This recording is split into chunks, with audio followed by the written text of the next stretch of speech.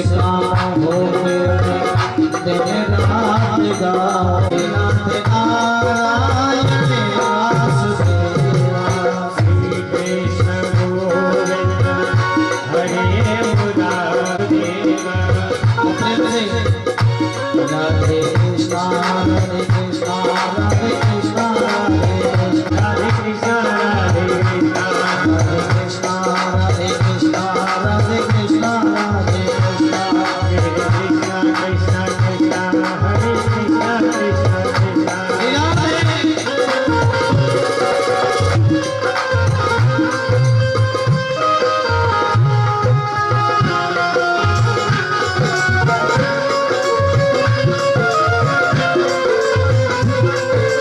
जागो उठो मोहन नींद खोलो, जागो उठो हर नींद खोलो।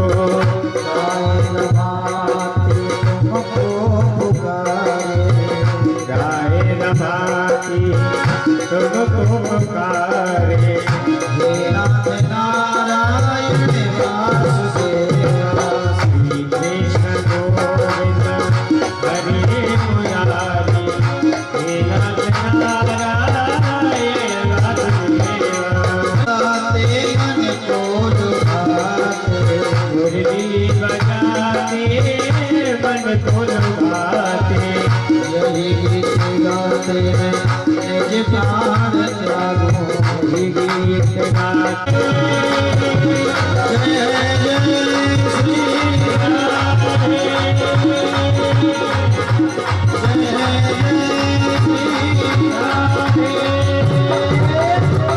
इंद्र के यहाँ से नारद जी पधारे। इंद्र ने बड़े प्रेम से नारद जी से पूछा, नारद जी आप तो तीनों लोकों में भ्रमण करते हैं, ये बता सकते हैं कि ब्रज में हमारी पूजा कैसे हुई? नारद जी ने कहा, इंद्र ब्रज मंडल में तेरी पूजा बंद हो गई है। नंद बाबा के पुत्र है जो कन्या कृष्ण है, उस कृष्ण ने तुम्हारी पूजा को बंद करा दिया है और सारे ब्रजवासियों से गिर गोवर्धन महाराज की पूजा कराई।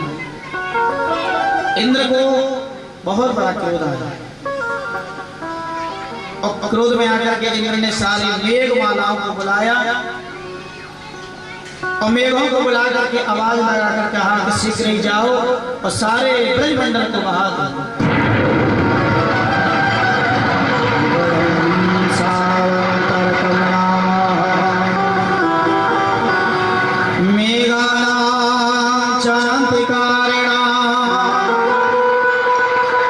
इंद्र प्राचोदयत क्रुद्धो वाक्यं चाहे समान्यता गणम सावंतर नाम।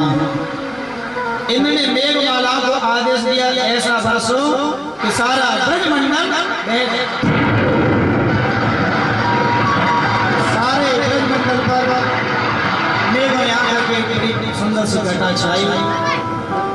ऐसे कोप को देख करके सारे ब्रजवासी घबराए, अरे लाला कृष्ण इंद्र के कोप से बचाओ। सुखदेव जी कहते राजा परीक्षित, गोविंद भगवान कहने लगे मैं क्यों बचाने लगा तुम लोगों को?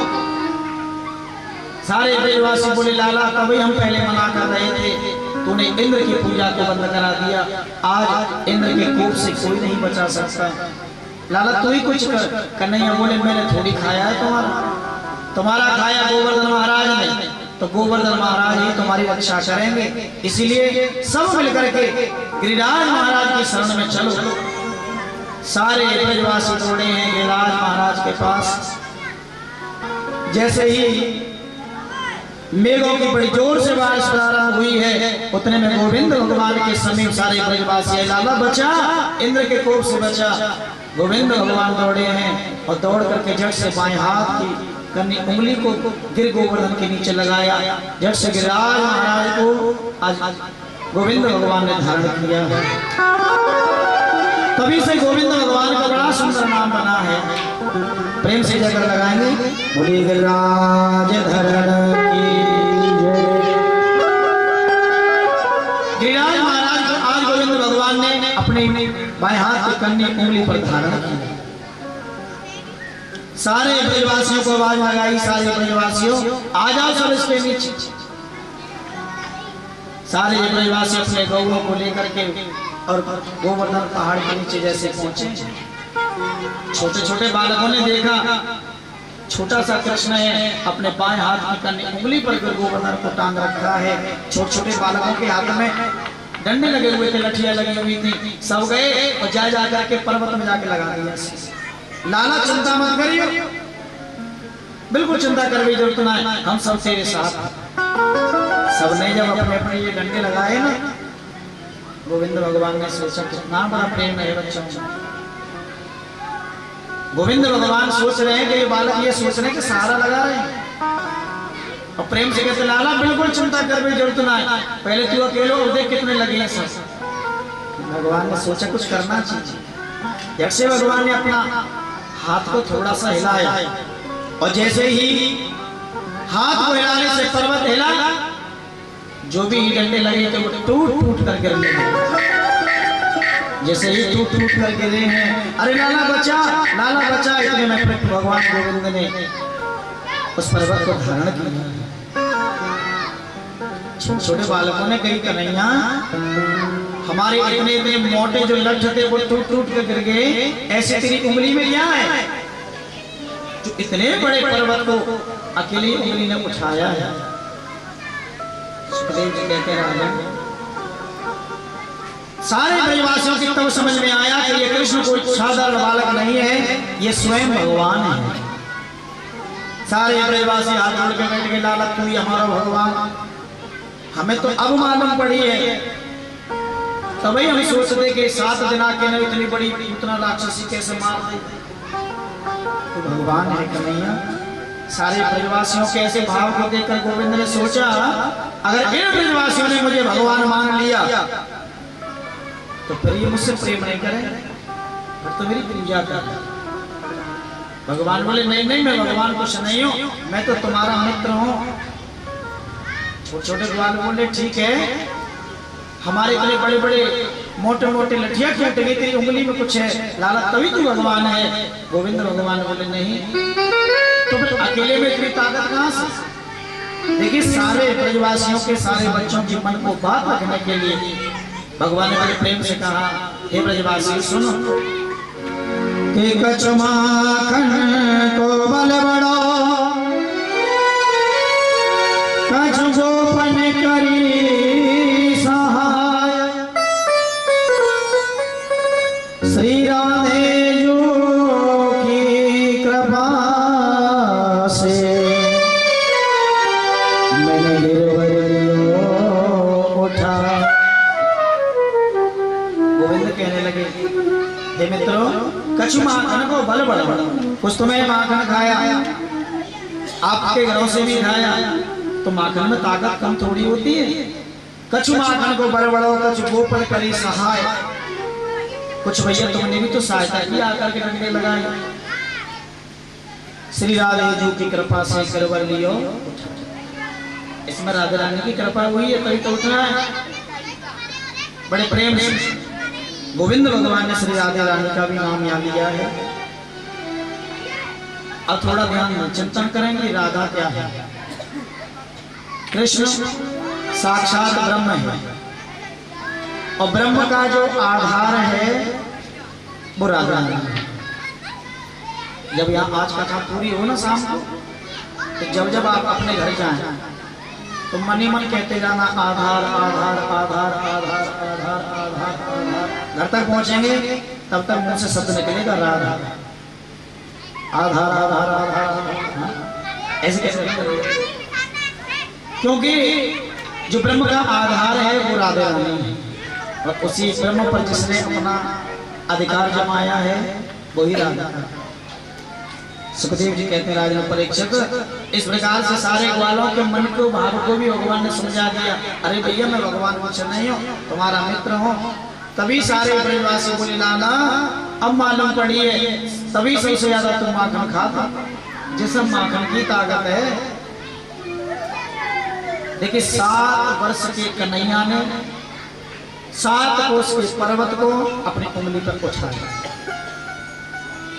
7 दिन 7 रात्रि लगातार जल की बारिश हुई।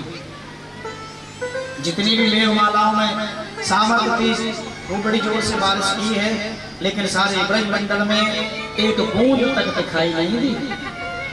परीक्षित जी ने पूछा, महाराज 7 दिन 7 रात लगातार जल की बारिश हुई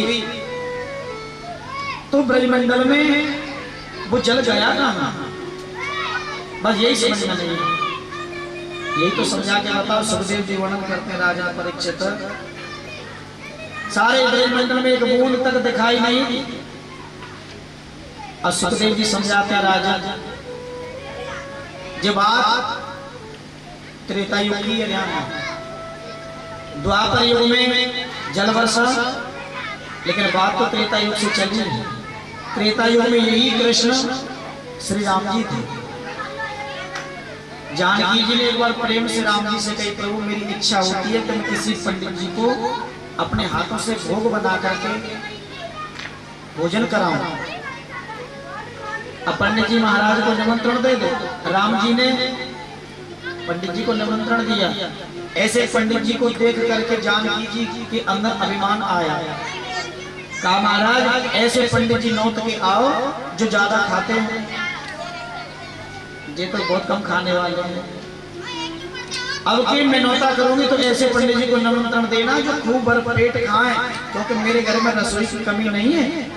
और जब तक खूब पेट भर के मैं पंडित जी को ना खिलाया तब तक मेरे मन में भी शांति नहीं आएगी।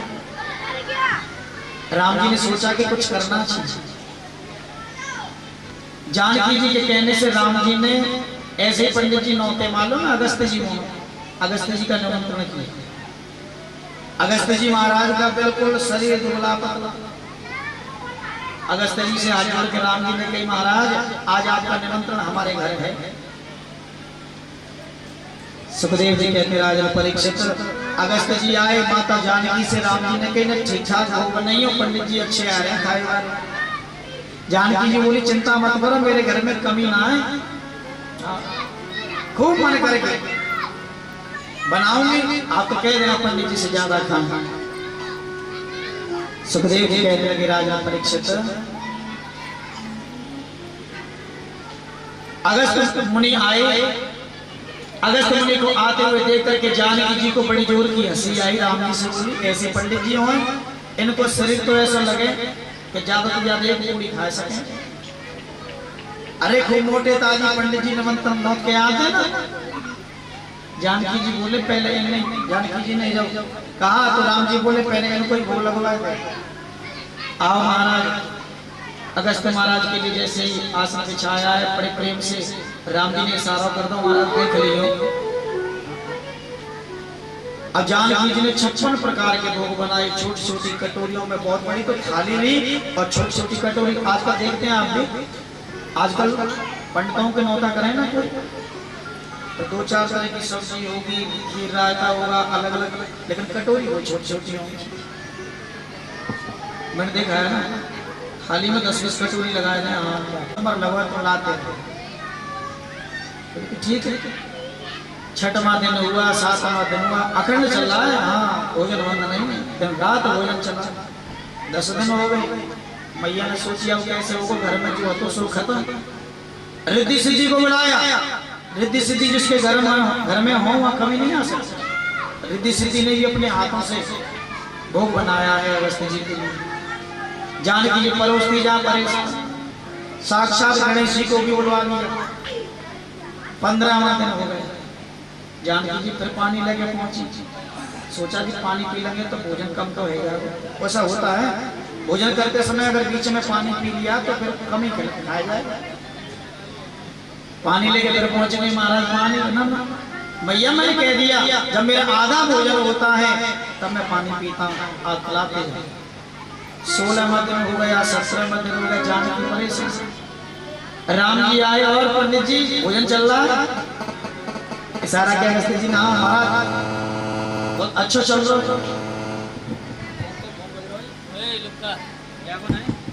बोलिए भक्तवत्सल भगवान की, बांके बिहारी लाल की जय। राम जी ने अगस्त मुनि से पूछा प्रेम से भोजन सही है? हाँ चल रहा महाराज, बड़ी कृपा करी।